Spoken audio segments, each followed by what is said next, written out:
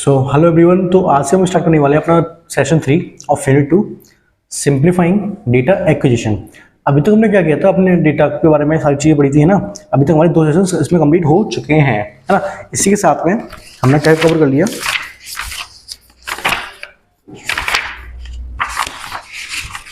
हमने इसमें अभी तक हमने देखा कि प्रॉब्लम स्कोपिंग क्या होती है।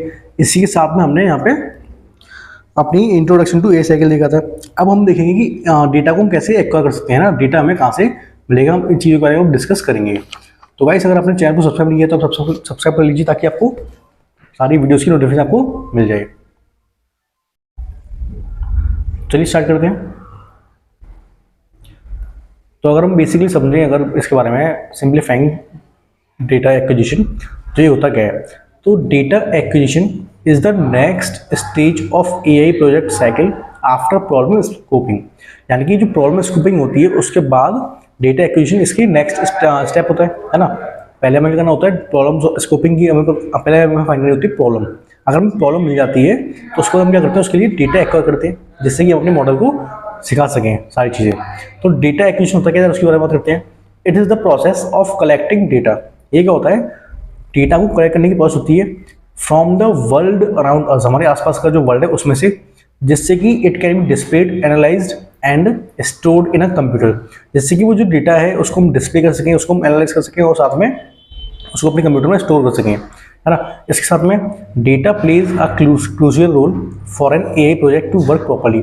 अगर हम चाहते हैं कि हमारा जो एआई प्रोजेक्ट है वो प्रॉपर्ली वर्क करे तो उसके लिए क्या होना चाहिए, डेटा एक्यूरेट होना चाहिए और डेटा का काफ़ी मेजर रोल उसमें रहता है। इसी साथ में for creating an AI system, है ना, अगर हमें कोई एआई सिस्टम क्रिएट करना है, be perform certain task like training the system, evaluating and testing for which we need training data, evaluating data and testing data। तो ये क्या लिखा हुआ है, जरा इसकी बात करते हैं। हमें जब हम अपना एआई मॉडल तैयार करते हैं, मान लीजिए हमने अपना एआई मॉडल तैयार किया, अब इसको ना हमें ट्रेन भी करना पड़ेगा, इसको हमें ट्रेन भी करना पड़ेगा। उसके बाद में हम इसको चेक भी करेंगे कि ये प्रॉपर्ली वर्क कर रहा है कि नहीं कर रहा, है ना। फिर टेस्ट भी करेंगे। तो ट्रेनिंग देने के लिए, इसको ट्रेन करने के लिए हमें चाहिए होता है ट्रेनिंग डेटा। इसको एवेल्युएट, क्या ये प्रॉपर्ली वर्क कर रहा है, इसकी एक्यूरेसी कितनी है, उसको उसके लिए हमें चाहिए होता है एवेल्युएटिंग डेटा। एंड लास्ट में जब उसको हम डिप्लॉय करते हैं तो उसके लिए हमें चाहिए होता है टेस्टिंग डेटा। इनके बारे में आगे भी ब्रीफ में बात करेंगे। फिलहाल आगे बढ़ते हैं अपनी नेक्स्ट स्लाइड पे। तो अब आता है हमारा ट्रेनिंग क्या होता है, एवोल्यूशन क्या होता है, टेस्टिंग क्या होता है, इनके बारे में बात करते हैं ब्रीफ में, है ना। तो बेसिकली अगर हम बात करें ट्रेनिंग की, तो ट्रेनिंग होता है, इस स्टेप में क्या करते हैं हम, हमारे पास जो एआई मॉडल होता है जो हमने सिस्टम प्रिपेयर किया है उसको हम ट्रेन करते हैं, और इसके लिए जो डेटा चाहिए होता है वो होता है ट्रेनिंग डेटा। ट्रेनिंग में हम क्या करते हैं, हमने जो अपना एआई मॉडल प्रिपेयर किया है उसको हम ट्रेन करते हैं, है ना, उसको ट्रेनिंग देते हैं ताकि वो प्रॉपर्ली प्रेडिक्शंस कर सके, है ना, एक्यूरेसी उसमें ज़्यादा से ज़्यादा रह सके। उसके लिए हमें क्या चाहिए होता है, ट्रेनिंग जो डेटा, है ना, उसमें क्या करते हैं, ट्रेनिंग करते हैं। अच्छा, इसके बाद आता है नेक्स्ट इवैल्यूएशन। तो इसमें हम क्या करते हैं, in this step we give unseen data to AI system. अब ट्रेनिंग में हमने क्या किया, ट्रेनिंग में हमने एक ऐसा डेटा सेट दिया जिसमें इनपुट भी हो और आउटपुट भी हो, जिससे कि वो प्रॉपर्ली समझ सके कि उसको कैसे अपने आप को प्रोग्राम करना है। उसके बाद एवेल्यूएशन में हम क्या करते हैं, इस स्टेप में हम इसको ऐसा डेटा देते हैं जो कि उसके लिए एकदम नया हो, जो हमारा एआई मॉडल है उसके लिए एकदम नया डेटा हो, उसको हम इसको देते हैं। फिर हम चेक करते हैं क्या ये प्रॉपर्ली वर्क कर रहा है कि नहीं कर रहा। हम चेक करते हैं कि क्या एक सर्टेन क्राइटेरिया को पास कर रहा है कि नहीं कर रहा। अगर ये पास करता है तो इसको फिर आगे हम टेस्टिंग के लिए भेज देते हैं। अब टेस्टिंग में क्या करते हैं, testing validates that the developed AI model can make accurate decisions और प्रेडिक्शंस। तो इसमें क्या होता है, इसमें हम ये टेस्ट करते हैं, इसमें ये कंफर्म हो जाता है कि जो हमारा एआई मॉडल है वो प्रॉपर्ली वर्क कर रहा है और एक्यूरेट डिसीजंस ले रहा है और साथ में प्रेडिक्शंस भी एक्यूरेट एकदम कर रहा है ना। इसी के साथ हम बात करें अगर, अब देखो, अगर हमें डेटा को अपने डेटा से अपने एआई मॉडल को ट्रेन करना है, एवेल्यूएट करना है और टेस्ट करना है, तो उसके लिए हमें क्या चाहिए होगा, क्वालिटी डेटा, है ना। उसके लिए हमें क्या चाहिए होगा, क्वालिटी डेटा। अब क्वालिटी डेटा के कुछ फीचर्स होते हैं, अगर उनकी बात करते हैं तो क्वालिटी डेटा में एक्यूरेसी होना चाहिए। यानी कि जो हमारा डेटा है वो क्वालिटी डेटा जब होगा जब उसमें एक्यूरेसी हो। अब एक्यूरेसी क्या होता है, एक्यूरेसी का मतलब होता है कि उसमें जो इन्फॉर्मेशन है सारी की सारी सही हो, वो गलत इन्फॉर्मेशन ना हो। अगर गलत इन्फॉर्मेशन होगी तो हमारा जो मॉडल है वो प्रॉपर्ली वर्क नहीं करेगा और वो मिस्टेक्स करेगा। इसी के साथ में वो रिलेवेंस हो। रिलेवेंस का मतलब जो हमारा डेटा है वो हमें हमारे एआई मॉडल से रिलेटेड हो। ऐसा ना हो कि हम अपना मॉडल डिज़ाइन कर रहे हैं हेल्थ केयर इंडस्ट्री के लिए और जो हमारा डेटा है वो है टीचिंग इंडस्ट्री का। तो इससे क्या होगा, हमारा डेटा प्रॉपर्ली वर्क नहीं करेगा, प्रेडिक्शंस और डिसीजंस प्रॉपर्ली नहीं ले पाएगा, जिससे कि हमारा डेटा क्या है, वो हमारा मॉडल क्या होगा, वो फेल हो जाएगा। इसी के साथ में हमें क्या चाहिए, रिलायबिलिटी, यानी कि जो हमारा डेटा है वो एकदम भरोसेमंद होना चाहिए। ऐसा नहीं कि उसमें एरर्स हैं। इसके साथ में टाइमलीनेस, यानी कि वो टाइम टू टाइम अपडेट हो, एकदम नया डेटा होगा ना। ऐसा नहीं कि अभी हम 2024 में अपना मॉडल तैयार कर रहे हैं और डेटा जो है वो है हमारे पास 1996 का।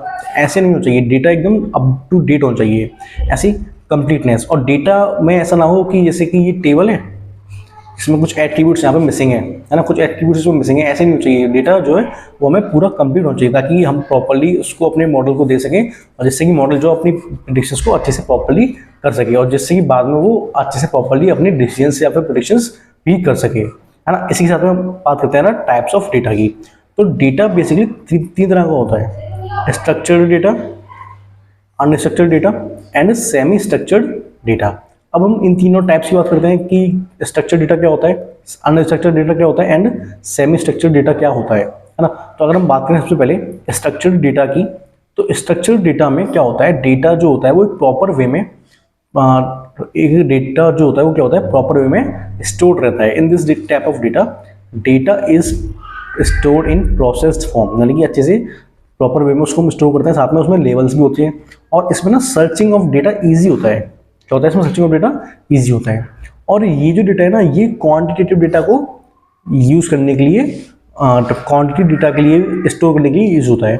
अच्छा, अब इसके साथ में, अब ये स्ट्रक्चर डेटा है तो इसमें ज़्यादा कॉम्प्लेक्सिटी नहीं होगी, तो इसके लिए हम सिंपली डेटा वेयर हाउसेस को हम यूज़ कर सकते हैं, क्योंकि इसमें क्या होता है कि इसमें ये इजीली स्टोर हो जाता है। अच्छा, ये डेटा वेयर हाउस क्या होता है, जैसे कि आप देखते हैं कि आप अमेजोन से कुछ मंगाते हैं या फ्लिपकार्ट से कुछ मंगाते हैं, तो वो जो सामान जो होता है, वो जितने भी आर्टिकल्स होते हैं ना, जो हम वहाँ से ऑर्डर करते हैं अमेजोन फ्लिपकार्ट से, तो वो उनके वेयर हाउस में प्रेजेंट होता है।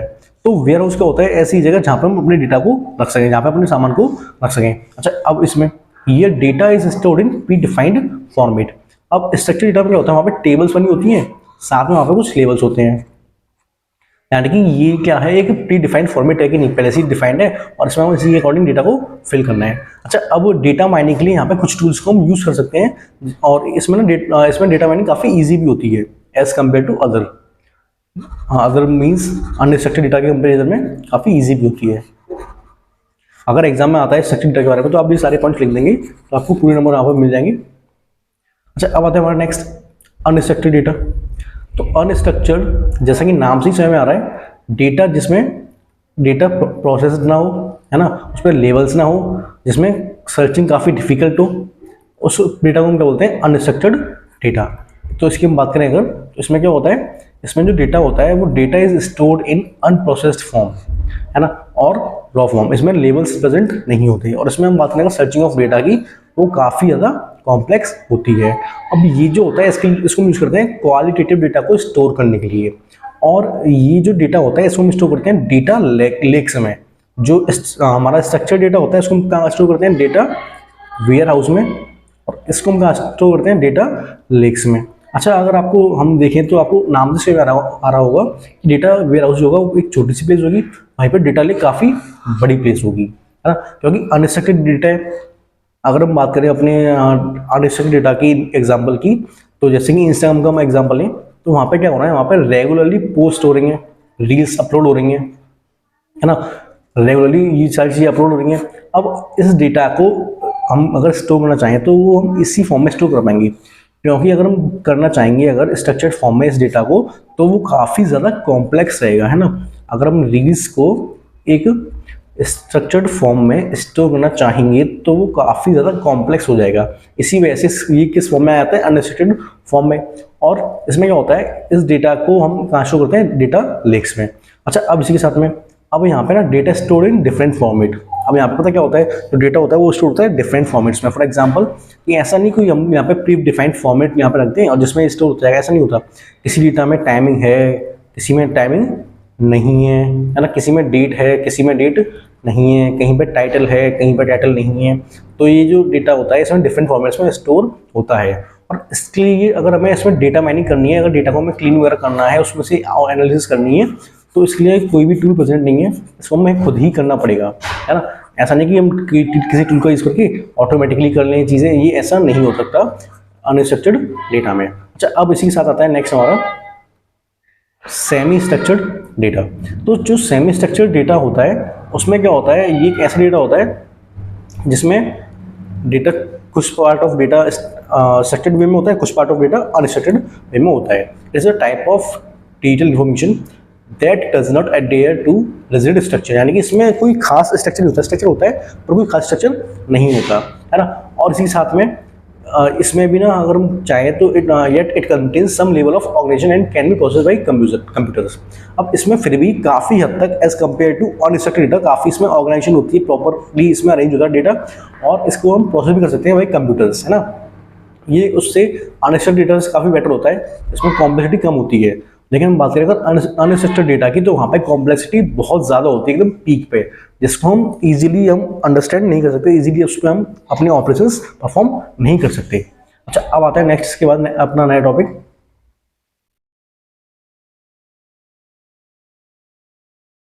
स्लाइड क्या क्या हो गया। अब आता है नेक्स्ट टॉपिक हमारा डेटा फीचर्स। तो अगर हम बात करें डेटा फीचर्स की, तो डेटा फीचर्स होता है anything refers to the type of data anyone want to collect. Data features क्या होता है, मतलब जैसे मान लीजिए कि हम क्या कर रहे हैं, हम हेल्थ केयर इंडस्ट्री की हम अपना ऑपरेशन कर रहे हैं, हेल्थ केयर इंडस्ट्री में हम एनालिसिस करना चाहते हैं, तो उसके लिए हमें क्या चाहिए होगा, हेल्थ से रिलेटेड डेटा चाहिए होगा, लोगों के हेल्थ से रिलेटेड, है ना। कौन कब बीमार हुआ, उसकी किस सिम्टम से कौन सी बीमारी आगे के फॉर्म हुई, ये सारी चीज़ें हमें चाहिए होगी उसमें, है ना। तो data features refers to the type of data anyone want to collect. अब ये फीचर्स क्या होते हैं, ये वो चीज़ें होती हैं अबाउट द डेटा जो कि कोई आदमी कलेक्ट करना चाहता है about the data. Suppose we want to develop an AI model for analyzing social media post, है ना। तो हमने क्या किया, हमने एक एआई मॉडल डेवलप किया जिससे कि हम क्या करेंगे, हम सोशल मीडिया की पोस्ट को एनालिसिस उसकी करेंगे कि वो किस टाइम पे ज़्यादा पोस्ट हो रही है, कैसी पोस्ट को लोग ज़्यादा देखना पसंद कर रहे हैं, है ना, क्या एजुकेशन कंटेंट को कैसे लोग पसंद कर रहे हैं देखना, ये सारी चीज़ें वहाँ पर हम एनालिसिस करेंगे। तो then data features required are, अच्छा अब इसके लिए हमें क्या क्या डेटा फीचर्स चाहिए होंगे, सबसे पहले सोशल मीडिया पोस्ट चाहिए होंगी, है ना। प्लेटफॉर्म कौन सा चाहिए हमें, टिकटॉक, इंस्टाग्राम, फेसबुक, यूट्यूब, ये सारी चीज़ें किस टाइम पर पोस्ट होंगी, ऐसी काफ़ी सारी चीज़ें हमें वहाँ पर चाहिए होंगी। ऐसे ही अगर हम बात करें कुछ रिलायबल डेटा सोर्सेज की, यानी कि हमने देख लिया कि हम डेटा को क्यों क्या करते हैं, क्यों एक्वायर करते हैं, क्यों लेते हैं, और उसके हम क्या क्या यूज़ कर सकते हैं, कितने टाइप के डेटा होते हैं। और हम बात करेंगे कि कुछ डेटा सोर्सेज की जिससे कि हम डेटा को एक्वायर कर सकते हैं। तो सम रिलायबल डेटा सोर्सेज, यानी कि रिलायबल का मतलब क्या हो गया कि भरोसेमंद सोर्सेज। सबसे पहला जो यहाँ पे सोर्स है वो है interview. It refers to an one on one conversation between an analyst and the users and clients to find out about the system. अच्छा अब इसमें क्या करते हैं हम, ये एक वन ऑन वन कन्वर्सेशन होती है एक एनालिस्ट और यूजर के बीच में और क्लाइंट के बीच में, जिसमें हम क्या करते हैं, अपने सिस्टम के बारे में चीज़ें को फाइंड करते हैं, है ना, वो कैसे फंक्शन करती है, उसके आउट फ्लॉस क्या है, ये सारी चीज़ें वहाँ पे फाइंड करते हैं, है ना। नेक्स्ट जो तरीका है वो है सर्वे। सर्वे में आप देखते होंगे कि आपके स्कूल्स में कई बार क्या होता है, वो कई सारी कोचिंग्स के लोग आते होंगे, वो आपको एक फॉर्म देते होंगे, फॉर्म को फिल कर दो, या फिर टेस्ट वगैरह देते होंगे, आप अपनी डिटेल्स फिल करो और उस टेस्ट को चेक करो, मतलब टेस्ट को दो, फिर उसका वो रिजल्ट देते हैं।